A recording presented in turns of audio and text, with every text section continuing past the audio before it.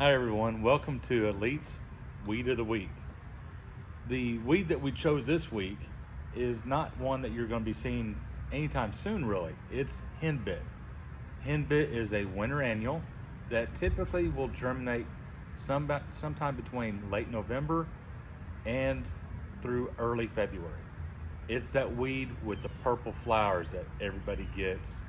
Typically it blooms in January, February, but it's the one that stands out like a sore thumb, turns your yard purple, looks awful.